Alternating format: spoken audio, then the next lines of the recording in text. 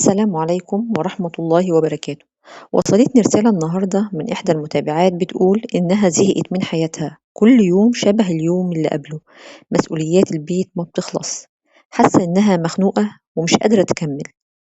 طيب، أنا عاوزة أقولك على حاجة، أنتي مش لوحدك، إحنا كلنا بنمر أوقات كتير بالإحساس ده، لأننا كلنا عندنا مسؤوليات وضغوط كتير ومفيش وقت لنفسنا. علشان كده كل حاجة بنعملها في حياتنا بنحس إنها فقدت طعمها، يعني أنتِ نسيتِ نفسِك الأكلة اللي أنتِ كنتِ بتحبيها زمان، والمشروب المفضل ليكِ، كل هَمِّك دلوقتي إزاي كل حاجة في البيت تبقى تمام.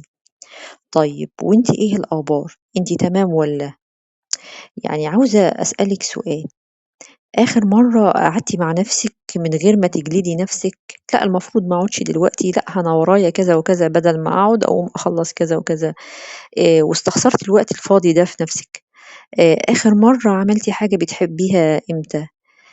إحنا أوقات بنطلب يعني من نفسنا كتير، وندّي للي حوالينا مشاعرنا ووقتنا وبننسى نفسنا أوي، وده صدقيني غلط، غلط عشان أنتِ بتلاقي نفسِك تُهتِ ووقعتِ جوّه ضغوط كتير ومسؤوليات ومش عارفة تخرجي منها، وحاسة إن كل اللي هَمِّك أو كل مسؤوليتِك في الحياة إن أنتِ تشوفي طلبات اللي حواليكِ، ده مش غلط، بس ده يعني عاوزة أقول لِك ما تنسيش نَفْسِك، يعني أنتِ عاوزة أقول لِك أنتِ محتاجة اهتمام بس بسيط بنَفْسِك، تعملي حاجة بتحبيها، اللي محتاج أكيد يتغيّر أنتِ بتقولي زهقتِ من حياتِك، اللي محتاج يتغيّر أكيد مش حياتِك كلّها، أنتِ محتاجة حاجة بسيطة بس تغيّريها، اللي هي الاهتمام، ممكن محتاجة ترتاحي.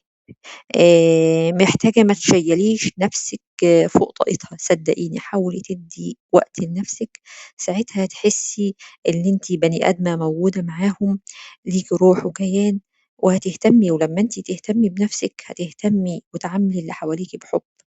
أشوفكم في فضفضة جديدة، ولو عندِك رسالة أو مشكلة حابة نتكلّم عنها في الحلقة الجاية اكتبيها لي في التعليقات، والسلام عليكم.